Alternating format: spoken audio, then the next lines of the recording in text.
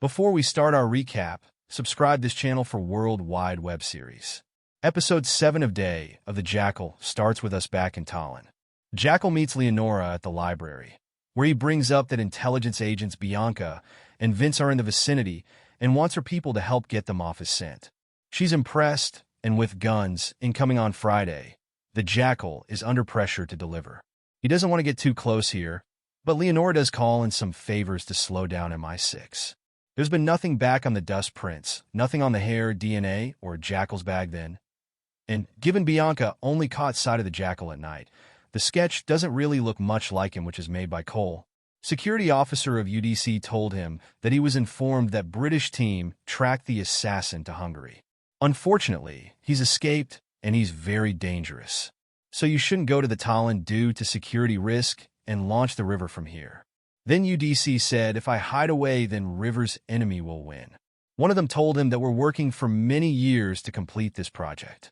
If we cancel it now, then UDC will look like a ridiculous personality. While Jackal fools around with Rasmus, that he's working for new architecture design. Rasmus told him that there will be complete lockdown at afternoon and one will be allowed to enter without special permission. Jackal said, I have to complete the work as soon as possible. Rasmus said, I'll help you. Nuria is lost in her own thoughts back home.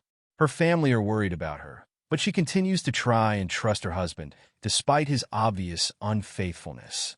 Nuria's brother pushes for 40 grand in order to get the bar he was speaking about earlier in the series up and running. Nuria is conflicted, but eventually agrees to let him in a Jackal's secret room, although she's not particularly happy.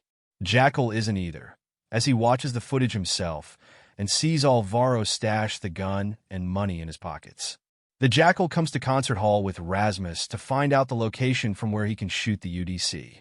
He hunkers down in the restricted section of the concert hall, high up and away from unsuspecting security intel, using Rasmus' card to break in. This is somewhere that Rasmus showed him earlier in the episode. Finally, Jackal finds out the secret location and comes back to Rasmus to say thank you and return his entry card. OC was discussing the detail of security for UDC with his team member S. Bianca and Vince. He received a call of Oscar. He informed the OC that our one officer has recognized the facial composite.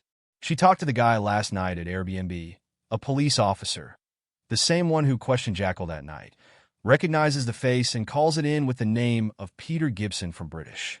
And I'm on the way to the location, then OC sent his team to join Oscar. You have to meet Richard and Phil in front of building. However, on their way out the building, there's a hit against Bianca and Vince's lives. They manage to avoid being killed with the attackers stopped outside, but it's certainly a close call. Despite being slightly delayed, the pair show up at the apartment with internal security, but find it empty, given Jackal is luckily over at Rasmus' place. Buying excessive food from the vendor for the concert the night before is explained here by him needing to wait for the big talk with UDC the following day, but Jackal is haunted by the ghosts of the past. Jackal leaves the concert and moves towards the secret place and hide himself to shoot the UDC. He memorizes his past flashbacks. The recurring flashbacks we've been seeing stems from an operation in the Middle East that's gone wrong. We don't see much around this though, but we do see how conflicted Jackal is over everything. Bianca and Vince arrived at concert hall and meet with the security head of UDC. Bianca showed him the sketch of Jackal and another picture of Raffle when Jackal killed Manfred. Then security head updates the Bianca that from 1800-hour building is locked down. No one is allowed to enter the building without my permission. UDC will arrive in the green room 20 minutes before the presentation, and UDC will make his announcement behind the bulletproof glass. Nuria is the wild card here, and when they first met, she was full of life and working as a waitress. Believing this may be the end of the road for him, a single tear falls from Jackal's cheek. The big day arrives and security is super tight. Bianca looks around and almost spots where Jackal is.